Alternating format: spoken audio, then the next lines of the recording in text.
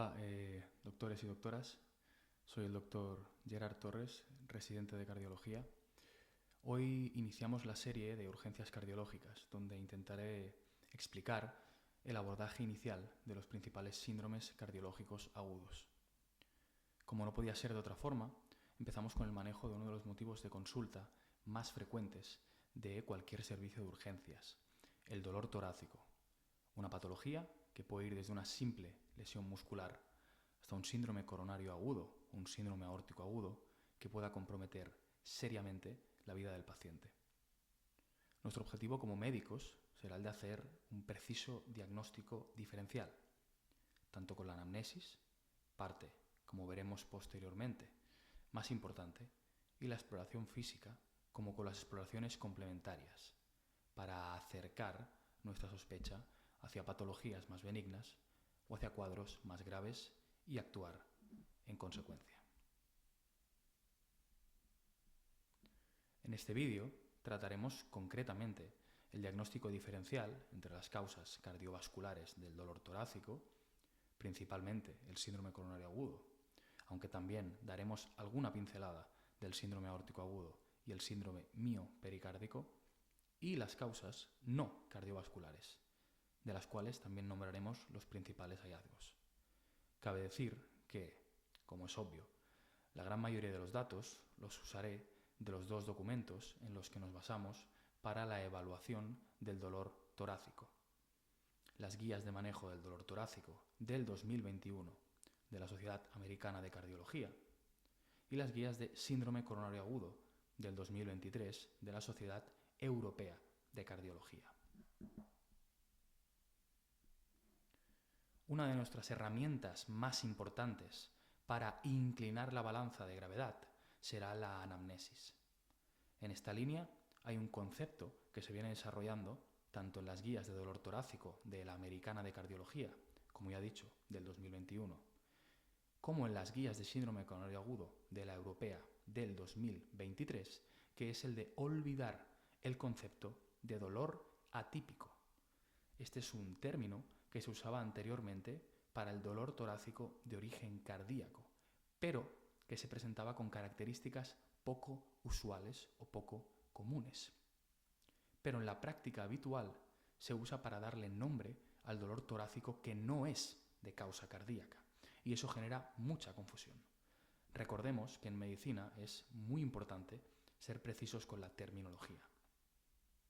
Así se prefiere el uso de términos como dolor torácico cardíaco, posiblemente o probablemente cardíaco, o dolor torácico no cardíaco, aunque hay profesionales que usan los equivalentes coronario. Otra puntualización semántica es el uso del término molestia torácica en lugar de dolor torácico, mientras estamos llevando a cabo el proceso diagnóstico, lo que en inglés y en todas las guías se conoce como working diagnosis, ya que muchos de nuestros pacientes no nos van a decir que les duele el pecho, sino que les arde, que les molesta, que tienen una presión, que se ahogan, o una infinidad de sinónimos que tendremos que interpretar en el contexto correcto. Nuestro objetivo con la anamnesis del dolor torácico será el de identificar aquellas características de alto riesgo que hacen que sospechemos que se deba a un síndrome coronario agudo. Entonces, ¿qué tenemos que preguntar en la anamnesis? Fácil. Características del dolor, inicio y duración, localización e irradiación, severidad, factores precipitantes y aliviantes, sintomatología asociada y otros factores.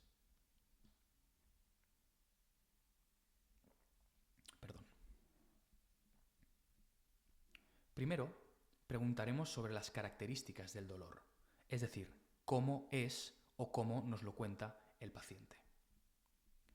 Lo que nos cuente el paciente lo encajaremos en una escala de mayor o menor probabilidad de isquemia. Un dolor punzante, fugaz, cambiante, que se modifica con la posición del paciente o con la respiración, en punta de dedo, en el lado derecho del tórax, desgarrador o ardiente, nos inclinará la balanza en contra de que sea de origen isquémico, mientras que un dolor centrotorácico, opresivo, sordo, como un peso relacionado con el esfuerzo retroesternal o en el lado izquierdo, irá a favor de que el dolor sea de origen coronario. En cuanto al inicio y duración de los síntomas del dolor torácico de origen cardíaco, estos suelen aparecer progresivamente, tanto a lo largo de los días o las semanas, en forma de angina de esfuerzo, que se acaba convirtiendo en un dolor en reposo, como en el mismo episodio que trae al paciente a urgencias.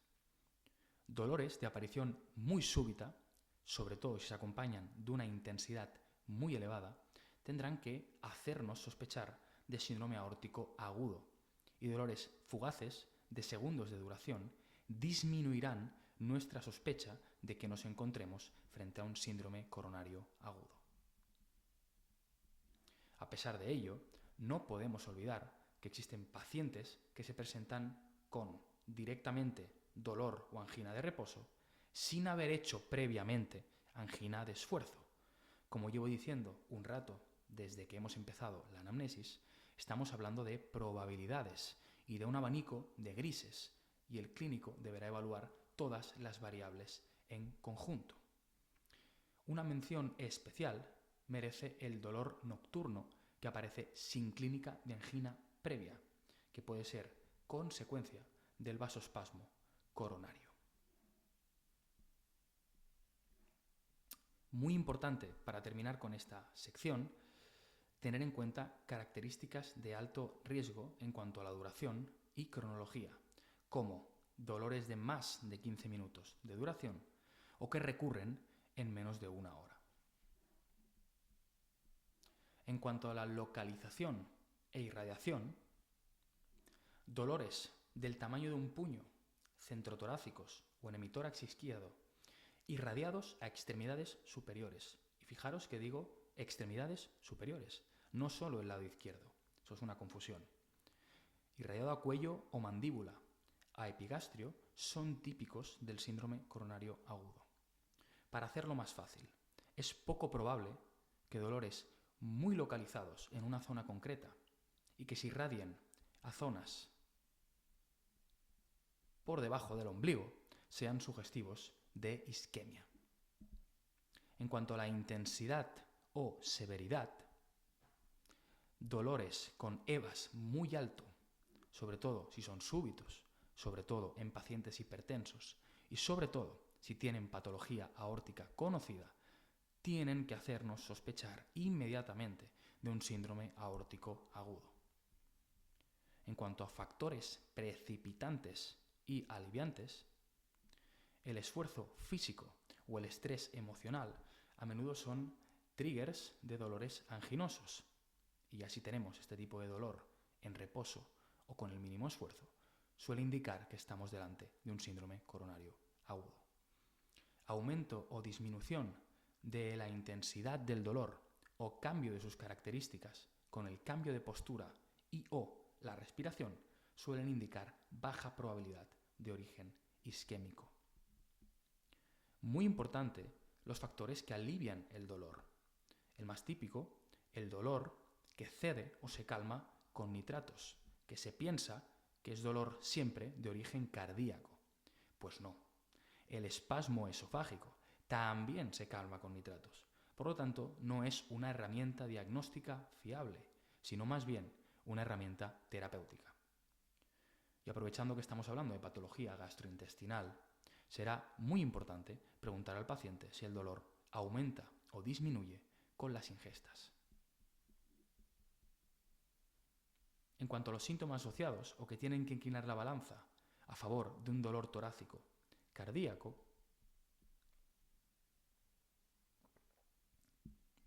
los más típicos son disnea, palpitaciones, diaforesis o vegetatismo, inestabilidad cefálica, presíncope o síncope, epigastralgia, náuseas con o sin vómitos y ardor torácico no relacionado con las ingestas.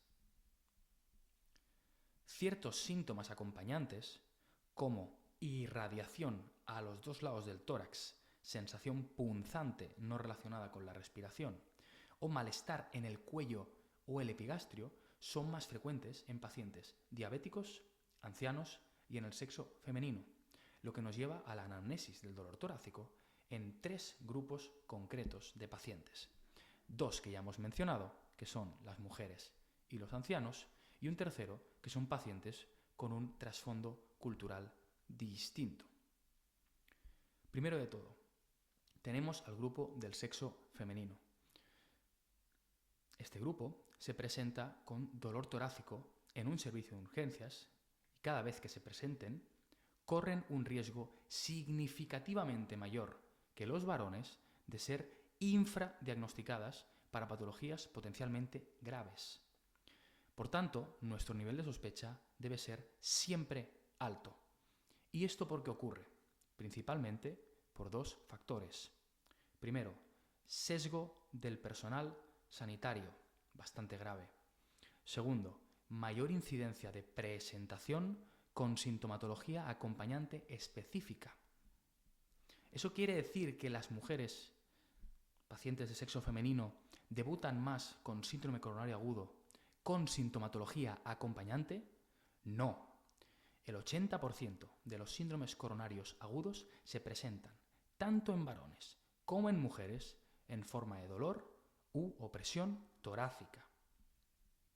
¿Cuál es el kit de la cuestión aquí? Que hay ciertos síntomas acompañantes que son más comunes o más frecuentes en mujeres. Inestabilidad cefálica o síncope, náuseas o vómitos, dolor en el cuello o en la mandíbula, disnea, dolor interescapular, palpitaciones o astenia. Segundo, tenemos al grupo de ancianos. Una anamnesis se puede hacer si el paciente se puede expresar. La demencia, ictus con afectación de la capacidad de expresión o, muy frecuente en el servicio de urgencias, síndrome confusional agudo, limitarán nuestra capacidad para identificar las características de un dolor torácico de origen cardíaco. Aquí entonces, en pacientes por encima de 75 años, deberemos sospechar síndrome coronario agudo frente disnea sin causa, síncope de etiología no aclarada, aunque esto es un poco discutible, delirium o básicamente nos deberemos guiar por otras pruebas.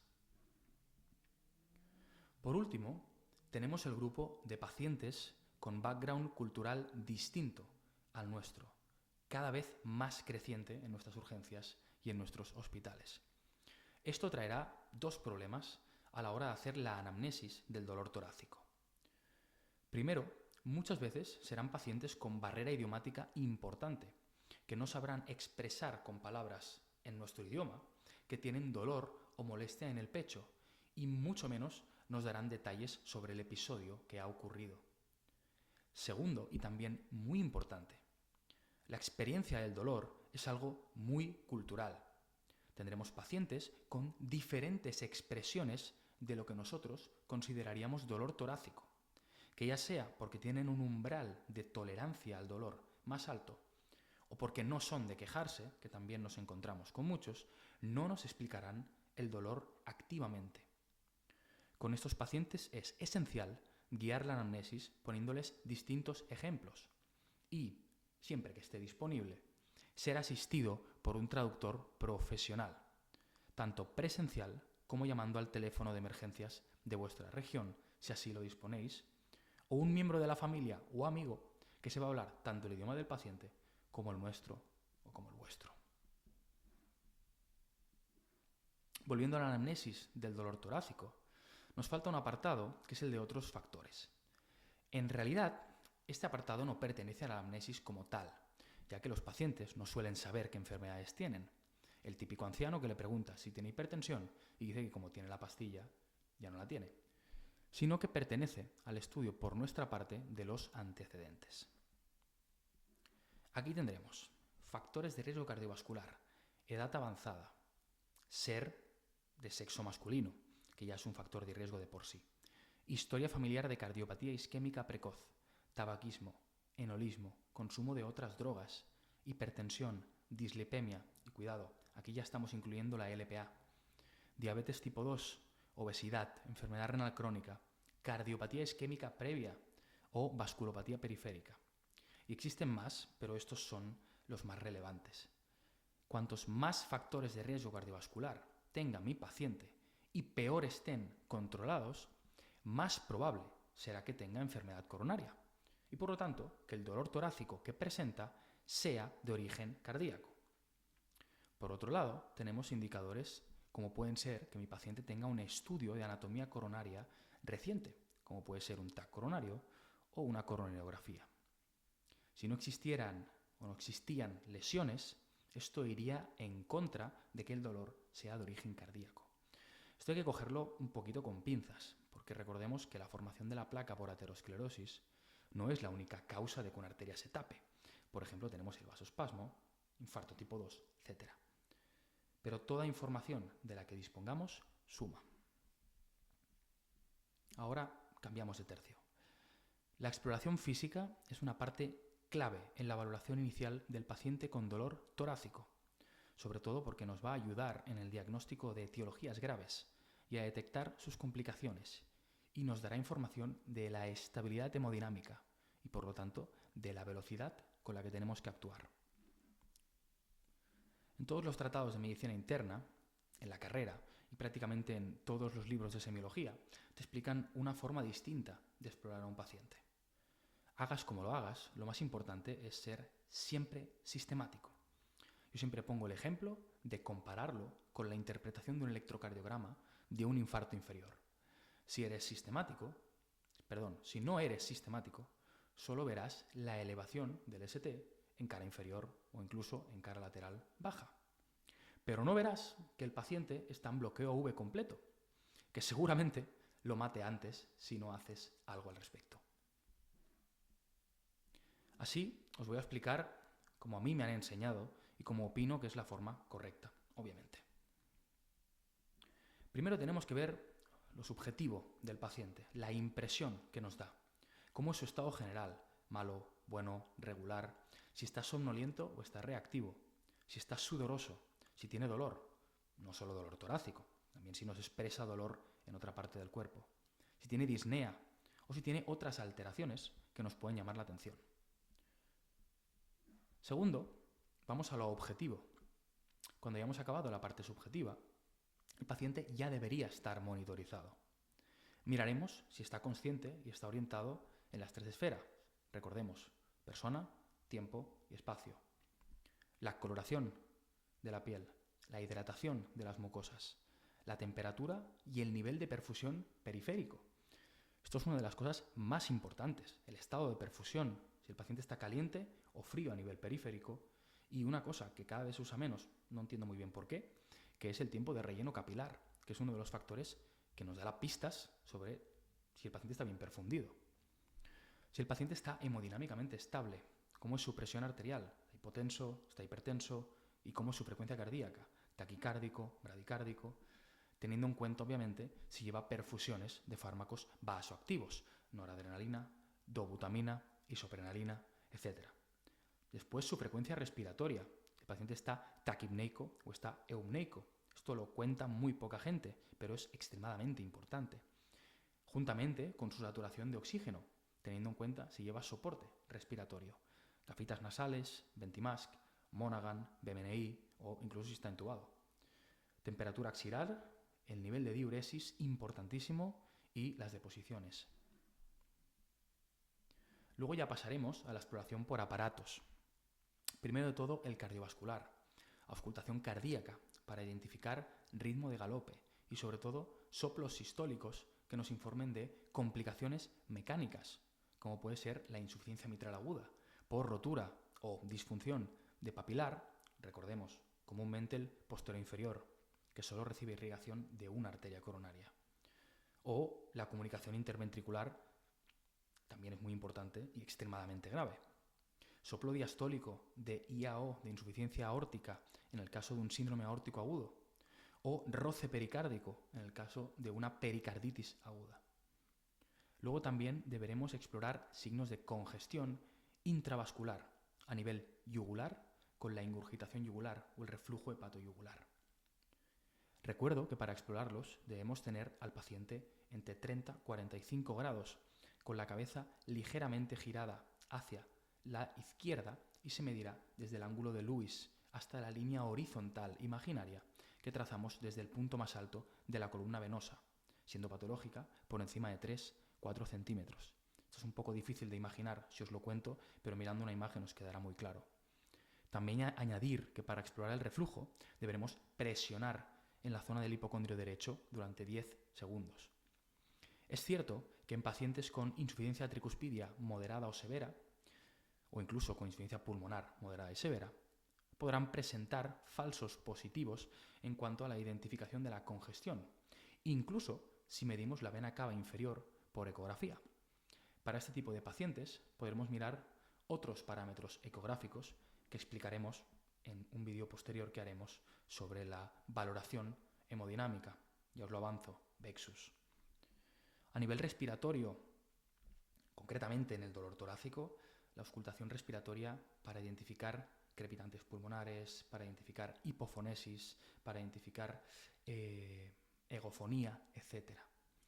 Nivel abdominal, exploración abdominal estándar, siempre hay que hacerla, teniendo en cuenta que algunos dolores torácicos no son más que patología intraabdominal que irradia a zona torácica.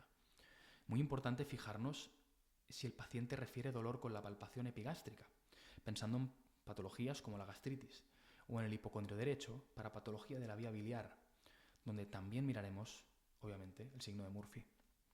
Luego, finalmente, exploraremos las extremidades, donde uno de nuestros objetivos será encontrar la presencia y simetricidad de los pulsos periféricos. Es esencial explorar todos los pulsos periféricos, ya que la ausencia de alguno de ellos podrá encontrarse hasta en un 30% de pacientes con síndrome aórtico agudo. Recuerdo que también es muy útil la toma de la presión arterial no invasiva en cada brazo y en cada pierna. También miraremos si nuestro paciente tiene edemas en las extremidades inferiores y cómo son estos edemas, si dejan fobia, si son duros, si por lo contrario son blanditos, etc.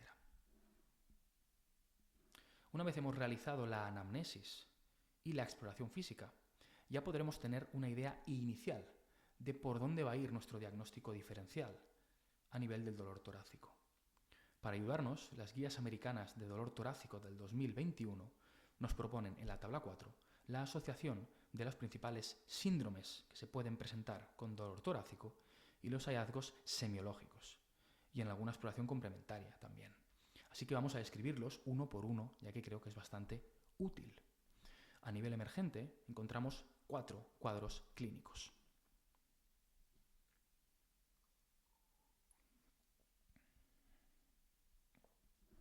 ¿Qué podremos encontrar en el síndrome coronario agudo? Ya lo hemos dicho la mayoría de cosas. Diaforesis, taquipnea, taquicardia, hipotensión, crepitantes, tercer ruido o ritmo de galope, soplo o insuficiencia mitral. Muchas cosas. La gracia aquí es que aquellos síndromes coronarios agudos no complicados, es decir, la grandísima mayoría, tendrán una exploración completamente normal. Por eso es tan importante la anamnesis y posteriormente las exploraciones complementarias. ¿Qué encontraremos o cómo se presentará el tromboembolismo pulmonar, el TEP? Pues hasta en un 90% de los pacientes con taquicardia y disnea, bastante inespecífico. Además, muchos de ellos tendrán dolor con la inspiración. Recuerdo que es muy importante el grado de sospecha, sospecharlo en pacientes posquirúrgicos u oncológicos, así como aquellos que hayan hecho un viaje largo. Para sospecha tenemos la escala de Wells y para gravedad el PESI. Hay otras escalas, las podéis mirar si queréis. Ya entraremos en profundidad en el vídeo correspondiente. En cuanto a la disección aórtica, algunas veces nos encontraremos con pacientes con trastornos del tejido conectivo, un Marfan, Ehlers-Danlos, etc., con pulsos periféricos diferenciales, como ya he comentado antes, pero lo repito, hasta en un 30%, más frecuentemente la disección Stanford A que la B. Entonces, dolor súbito, de intensidad muy elevada y transfixiante, de adelante a atrás, pulso diferencial y ensanchamiento mediastínico en la placa de tórax. Estos 4 hallazgos tenemos más del 80% de probabilidades de encontrarnos frente a un síndrome aórtico agudo.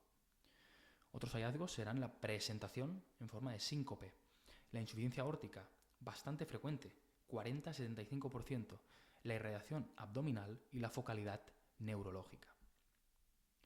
Otro cuadro clínico relevante a nivel emergente es la rotura esofágica, donde podremos ver emesis, enfisema subcutáneo, neumotórax hasta un 20% de los pacientes e hipofonesis unilateral.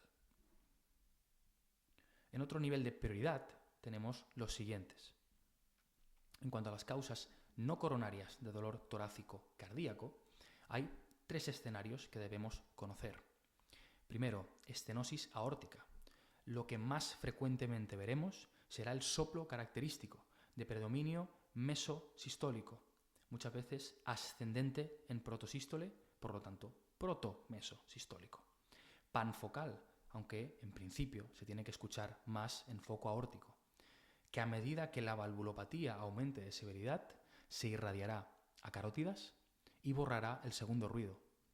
Algunas veces podemos escuchar un cambio en las características del soplo según pongamos el fonendo en la base cardíaca, arriba, o en el ápex, abajo, lo que se conoce como fenómeno de Galabardén.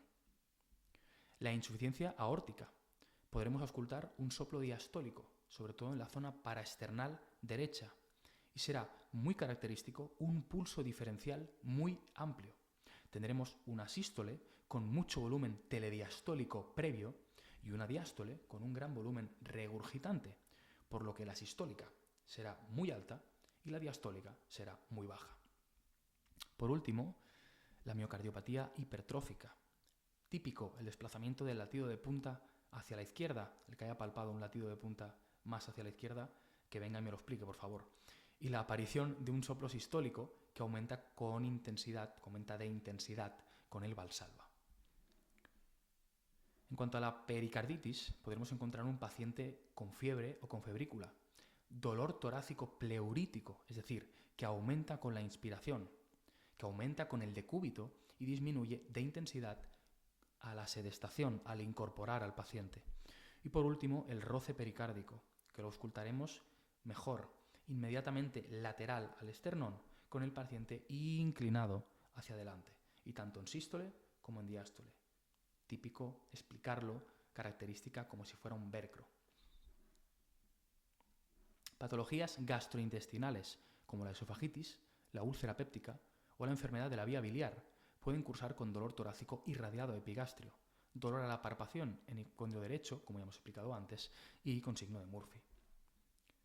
También podemos tener patologías pulmonares, como la neumonía, que se presenta con dolor torácico, y en este caso localizado y probablemente pleurítico, donde además nos encontraremos con un paciente con fiebre y egofonía en la auscultación. O por otro lado el neumotórax, donde el hallazgo más característico será la hipofonesis unilateral. Después tenemos la costocondritis o síndrome de Tietz, donde el rasgo diferencial lo encontraremos en el dolor a la palpación de la unión entre las costillas y el esternón. Y por último, el herpes zóster, donde nos encontraremos el típico dolor distribuido por dermatoma y a veces, solo a veces, las vesículas. Entramos ya en la parte final del vídeo, donde intentaré resumir aquellas pruebas o exploraciones complementarias casi inmediatas que podemos realizar en el abordaje inicial del paciente con dolor torácico, los resultados más comunes que vamos a obtener, así como su interpretación y cómo cambiarán estos nuestra posterior actuación. Daremos alguna pincelada de otra prueba, pero básicamente serán 3. El electrocardiograma, la radiografía de tórax y los biomarcadores de daño miocárdico. El electrocardiograma es la prueba más costo efectiva de toda la medicina. Hay varios aspectos que debemos tener en cuenta en cuanto a su uso.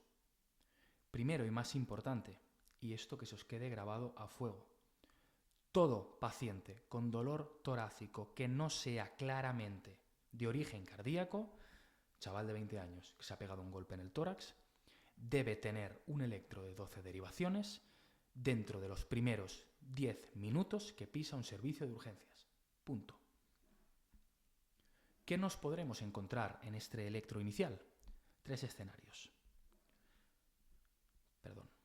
Una elevación clara del segmento ST, con lo que activaremos código infarto o los protocolos que tengáis en vuestros centros. Alteraciones compatibles con isquemia aguda, pero sin elevación del ST.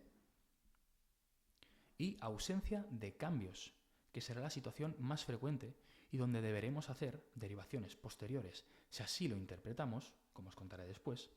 Y sobre todo, hay una peculiaridad que explicar en este caso antes de pasar al siguiente punto, que es la de solicitar electrocardiogramas de control.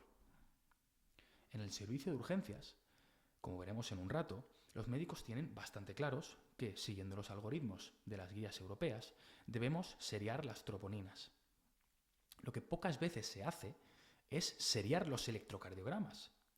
Y muchas veces es incluso más útil, sobre todo para detectar cambios dinámicos.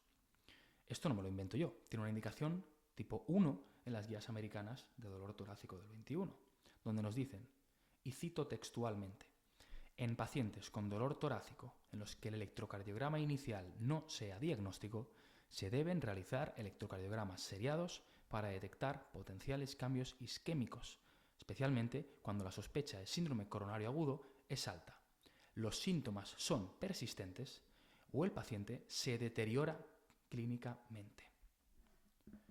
Una vez dicho esto, existen ciertos patrones electrocardiográficos distintos a la elevación del ST que nos dan una información extra respecto a nuestro paciente que no el típico descenso del ST o la inversión de la onda T.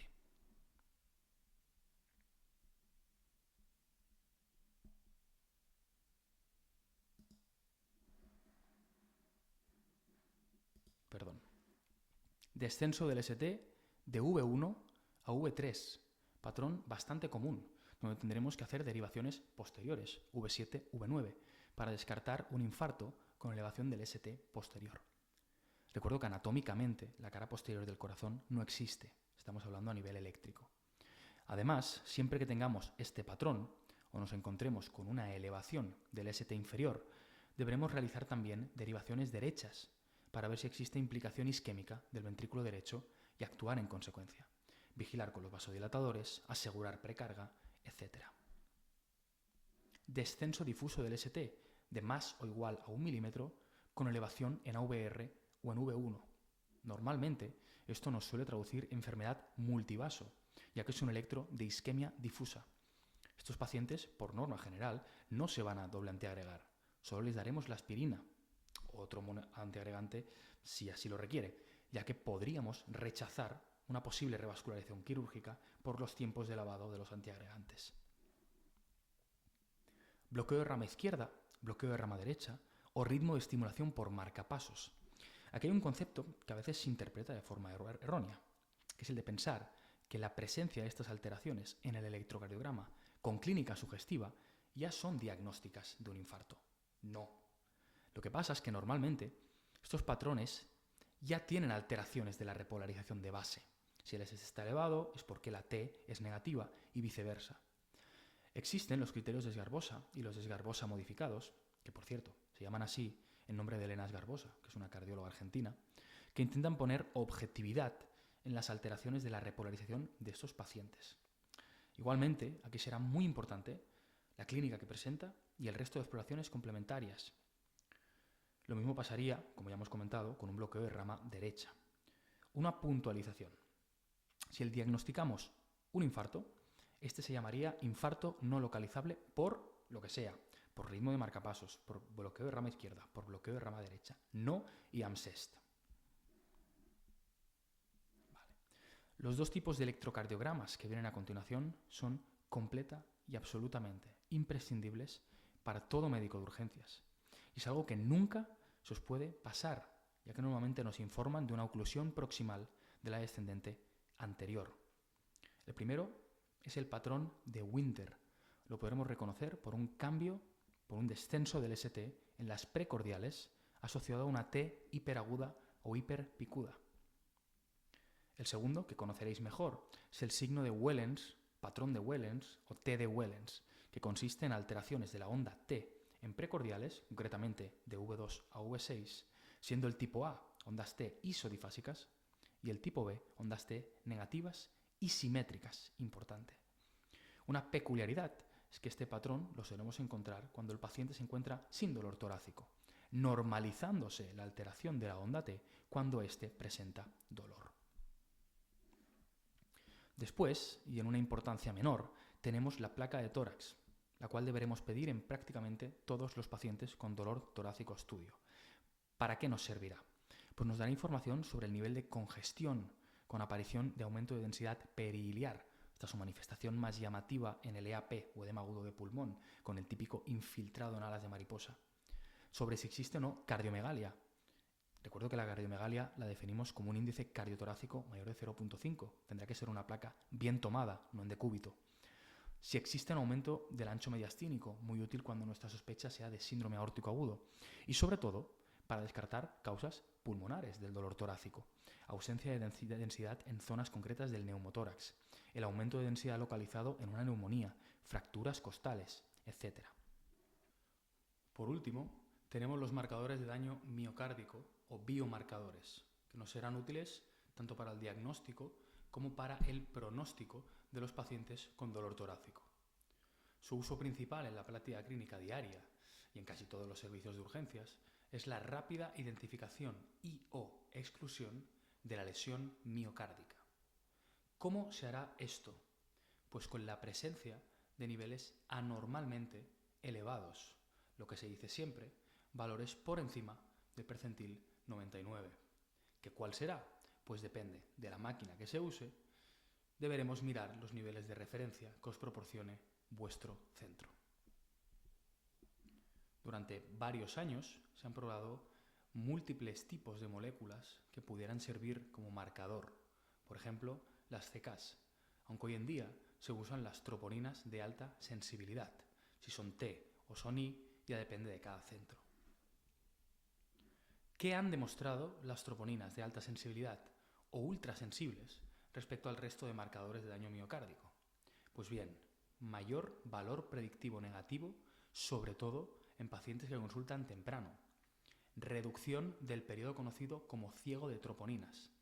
Aumento de un 20% a nivel relativo y un 4% a nivel absoluto del diagnóstico de infarto con la reducción correspondiente del diagnóstico de angina inestable. Y por último, detección del doble de infartos tipos 2. Un concepto muy importante y que tiene traducción en la práctica clínica diaria es que las troponinas no son solo un marcador dicotómico de lesión miocárdica, o tengo elevadas o no tengo elevadas, sino que también nos cuantifican el nivel de daño. Es por eso que pacientes con elevación de marcadores, de los cuales no conocemos aún la anatomía coronaria, o que sí que la conocemos, pero aún no han sido revascularizados, deben estar monitorizados, y aquí el riesgo de sufrir eventos arrítmicos es mayor. Después está el eterno dilema de condiciones distintas al infarto tipo 1. Recuerdo, infarto causado por enfermedad aterotrombótica coronaria y que normalmente se precipita por la lesión en la placa, ya sea por erosión o por rotura, que eleven los niveles de troponinas, lo que llamaremos infarto tipo 2. Hay 3 tipos más, pero no los hablaremos en este vídeo, que recordemos, se da por un desbalance entre la demanda y la oferta de oxígeno miocárdico. Las podemos dividir en 4 grupos.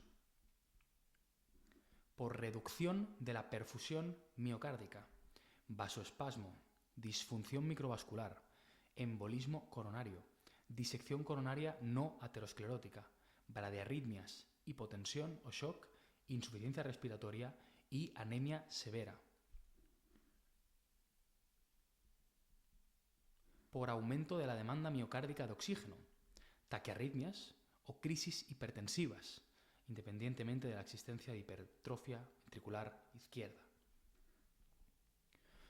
Otras patologías cardíacas causantes de lesión miocárdica, insuficiencia cardíaca, miocarditis, miocardiopatías, síndrome de Takotsubo o miocardiopatía de estrés, contusión cardíaca y procedimientos, tanto cirugía de revascularización coronaria como intervencionismo coronario percutáneo, donde ya usaríamos los términos infarto tipo 4 y tipo 5. Y por último, condiciones sistémicas, que van a ser un verdadero dolor de cabeza en urgencias, sobre todo para el cardiólogo al que se lo consultan. Sepsis o infecciones graves, enfermedad renal crónica por una disminución de la excreción de troponinas, ictus o hemorragia subaracnoidea, TEP o hipertensión pulmonar, patología infiltrativa, muy importante, toxicidad farmacológica cardíaca, muy de moda actualmente por todo el arsenal de fármacos antiproliferativos, pacientes críticos, alteraciones del sistema tiroideo, tanto hiper como hipo, ejercicio intenso y rhabdomiolisis. Hay un esquema en la cuarta definición del infarto agudo del miocardio de la Sociedad Europea de Cardiología, que es un artículo que se publica en el 2018, que me gusta mucho, y es el siguiente. Cuando nos encontramos con unos niveles elevados de troponina, por encima del percentil 99, tenemos que ver lo que se conoce como la curva. Si los niveles son estables, hablaremos de lesión miocárdica crónica, como puede ser en patología estructural cardíaca o en enfermedad renal crónica. Si los niveles se modifican, es decir, tenemos una curva o una cinética isquémica, deberemos ver si el paciente tiene signos o síntomas de isquemia miocárdica, que ya los hemos comentado en todo el vídeo. Si no tienen, estaremos hablando de lesión miocárdica aguda, como puede ser en una insuficiencia cardíaca aguda o en una miocarditis. Si la tienen, ahora sí, nos encontraremos delante de un infarto. Y allí deberemos diferenciar si estamos delante del tipo 1 o de los dos tipos. Sin duda, una de las aplicaciones más útiles de las troponinas en el servicio de urgencias es la de descartar el diagnóstico de IAM-SEST en pacientes con dolor torácico mediante los algoritmos de la Sociedad Europea de Cardiología conocidos como Rule-in y Rule-out. A todos nos han enseñado la seriación de troponinas según llegan los pacientes. Primera determinación al llegar, segunda a las 3 horas y luego, si hace falta, unos terceros niveles, pedirlos a las 6 horas de la admisión en urgencias. Pues bien, múltiples ensayos clínicos multicéntricos, posteriormente de vida real, diseñados con algoritmos que buscaban altos valores predictivos negativos y altos valores predictivos positivos, han demostrado que son más eficaces y más seguros que los antiguos algoritmos del 0-3-6. ¿En qué consisten estos algoritmos basados en la seriación de troponinas? Hay uno que es el 0-2, que lo descartaremos para este vídeo, podéis buscarlo si queréis. Nos fijaremos en el 0-1. Extracción de niveles a la llegada del paciente y posteriormente a la hora de la extracción. Según los resultados que obtengamos, categorizaremos a nuestros pacientes en uno de los 3 grupos: el Rule-out Pathway, el Rule-in Pathway o el Observer Pathway. ¿Qué han permitido? Valores predictivos negativos de más de un 99% en estudios de validación externa para descartar IAM-SEST y menor tiempo de permanencia en urgencias. ¿Cómo interpretaremos los resultados? Pues bien, tiene su truco. Para el ejemplo, vamos a hipotetizar que en nuestro centro tenemos troponina T y que nos basamos en el modelo de ensayo Alexis. Si el dolor de mi paciente es mayor a las 3 horas a su llegada a urgencias y las troponinas iniciales son menores de 5 nanogramos por litro, o bien si el dolor ha empezado menos o igual a 3 horas antes de llegar a urgencias y o tiene troponinas menores a 12 nanogramos por litro, con un incremento a la hora de menos de 3 nanogramos por litro, mi paciente irá al Rule-out Pathway y podré descartar con altísima seguridad el diagnóstico de infarto. Si la troponina inicial de mi paciente es mayor o igual a 52 nanogramos por litro o, independientemente de las tropos iniciales, el aumento es de más o igual a 5 nanogramos por litro, mi paciente irá al rule-in pathway y podré orientar el caso como un infarto. Mirad que aquí ya no nos importa el tiempo en el que haya iniciado el dolor torácico. El resto de casos irán al observe pathway y tendré que solicitar una tercera determinación de tropos a las 3 horas de la inicial y seguir con el estudio, ecocardiograma, etc. ¿Qué nos permite el hecho de descartar con tanta seguridad estadística el diagnóstico de infarto? Pues no tener que hacer una coronariografía preferente, que siempre es un problema logístico en todos los hospitales que hacemos código infarto. Existen 6 puntos esenciales que uno debe conocer a la hora de aplicar estos algoritmos. Primero, solo y exclusivamente deben ser usados junto con la información clínica completa, sobre todo anamnesis y electrocardiogramas seriados. No nos podemos olvidar de que existe el diagnóstico de angina inestable, que por definición tendrá troponinas negativas. Segundo, solo se deben aplicar en pacientes con sospecha de síndrome coronario agudo, si no, nos llevaremos sorpresas. Tercero, se debe considerar la obtención de una tercera determinación de troponinas a las 3 horas de la extracción de la primera, sobre todo en pacientes que se presenten con dolor torácico de menos de 1 hora de duración. Cuarto, si la sospecha clínica es alta o muy alta, o el paciente tiene dolor torácico recurrente o persistente, deberemos seguir seriando troponinas. 5. La hora 0 y la hora 1 o 2, si hemos cogido el otro algoritmo, son las horas de la extracción de la muestra de sangre y son independientes de los problemas que pueda haber en medio. Retrasos en el transporte de la muestra al laboratorio, retrasos en su procesado una vez en el laboratorio, etc.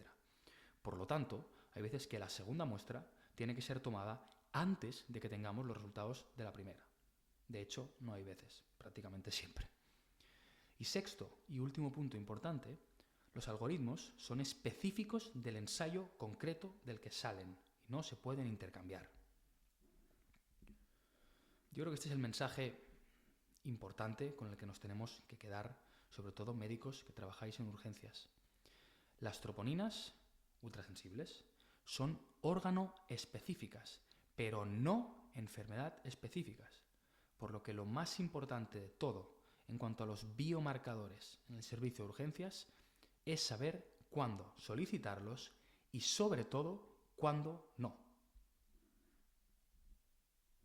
Bueno, y hasta aquí el vídeo de hoy. Espero que os haya gustado y sobre todo que podáis aplicarlo en vuestra práctica clínica habitual.